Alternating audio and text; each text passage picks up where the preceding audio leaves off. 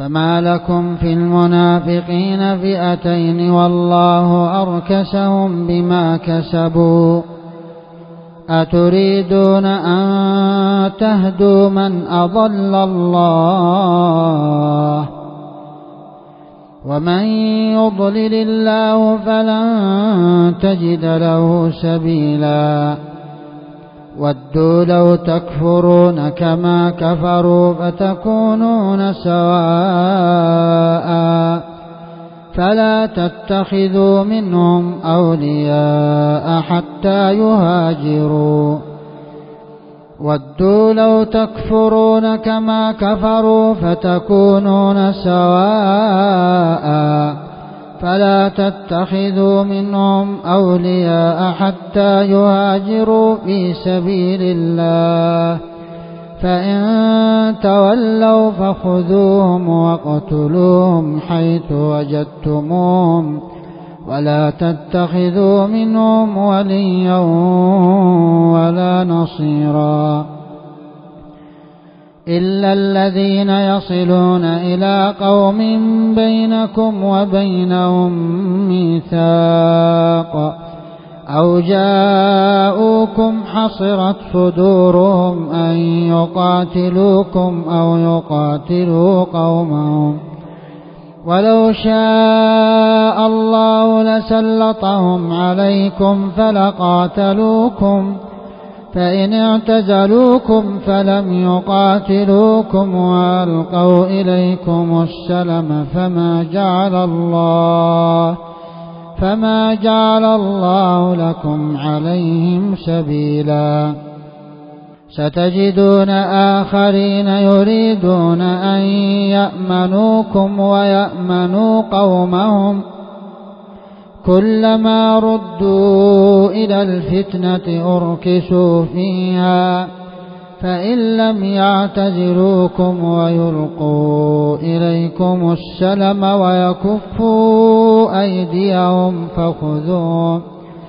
فخذوهم واقتلوهم حيث ثقفتموهم وأولئكم جعلنا لكم عليهم سلطانا مبينا وما كان لمؤمن أن يقتل مؤمنا إلا خطأ ومن قتل مؤمنا خطأ فتحرير رقبة مؤمنة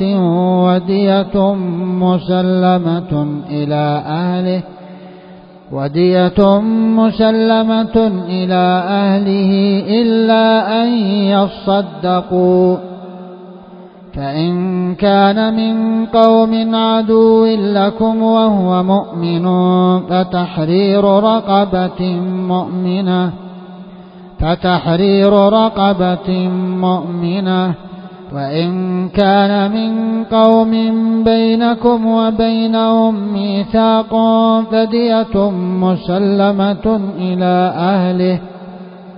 فدية مسلمة إلى أهله وتحرير رقبة مؤمنة فمن لم يجد فصيام شهرين متتابعين توبة من الله وكان الله عليما حكيما ومن يقتل مؤمنا متعمدا فجزاؤه جهنم خالدا فيها وغضب الله عليه ولعنه وأعد له عذابا عظيما يا أيها الذين آمنوا إذا ضربتم في سبيل الله فتبينوا ولا تقولوا لمن ألقى إليكم السلام لست مؤمنا تبتغون عرض الحياة الدنيا فعند الله مغانم كثيرة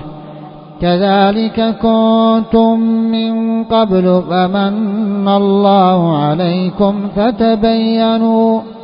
إن الله كان بما تعملون خبيرا لا يستوي القاعدون من المؤمنين غير أولي الضرر والمجاهدون في سبيل الله بأموالهم وأنفسهم. فضل الله المجاهدين بأموالهم وأنفسهم على القاعدين درجة،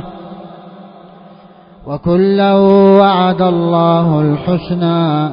وفضل الله المجاهدين على القاعدين أجرا عظيما، درجات منه ومغفرة ورحمة، وكان الله غفورا رحيما.